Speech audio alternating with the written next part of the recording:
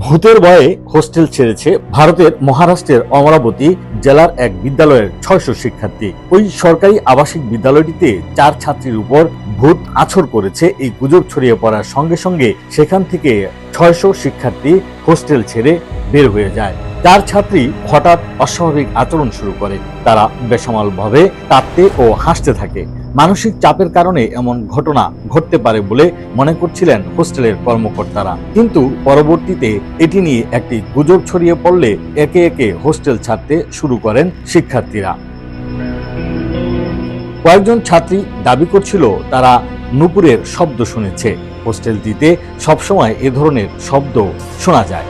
উত্তর মহারাষ্ট্রের আদিবাসী অধ্যুষিত মেঘলঘাট অঞ্চলের চিকলদারা তালুকের ডোমা গ্রামের এই আদিবাসী আবাসিক স্কুলে ৮১০ জন ছেলে ও মেয়ে পড়াশোনা করে।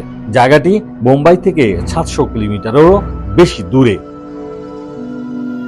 স্বাস্থ্য বিশেষজ্ঞদের একটি দল ডোমা আবাসিক স্কুল পরিদর্শন করেছেন। তারা বলেন, এই উপসর্গের সঙ্গে অতি প্রাকৃত কোনো কিছুর সম্পর্ক নেই। মানসিক চাপের কারণে হিস্টিরিয়ার মতো এ ধরনের মানসিক অবস্থার সঙ্গে সম্পর্ক থাকতে পারে। তবে কর্তৃপক্ষের মনস্তাত্ত্বিক প্রতিবেদনে ছাত্রীদের অস্বাভাবিক আচরণের পর এ নিয়ে নানা ধরনের ব্যাখ্যা ছড়িয়ে পড়ে। গ্রামের কয়েকজন নারীর মধ্যেও একই ধরনের মানসিক উপসর্গ দেখা দেয়। শিক্ষার্থী ও স্থানীয় বাসিন্দারা বিশ্বাস করে যে আশ্রম স্কুলের জায়গাটিতে একটি মহুয়া গাছ ছিল, সেখানে অশরীররা বসবাস করত। স্কুল কর্তৃপক্ষ গাছটি কেটে ফেলায় অশরীররা ক্ষুব্ধ হয়ে শিক্ষার্থীদের বিরক্ত করছে বলে ধারণা তাদের। আরেকটি কারণ হিসেবে বলা হচ্ছে, আশ্রম স্কুলের পেছনে তাদের দেবতার একটি মন্দির রয়েছে। স্কুলের নিকাশির নালা মন্দিরটির উপর দিয়ে চলে যাওয়ায় ক্ষুব্ধ হয়েছেন দেবতা, আর তাতেই চলছে এরকম ভূতের আসরের ঘটনা।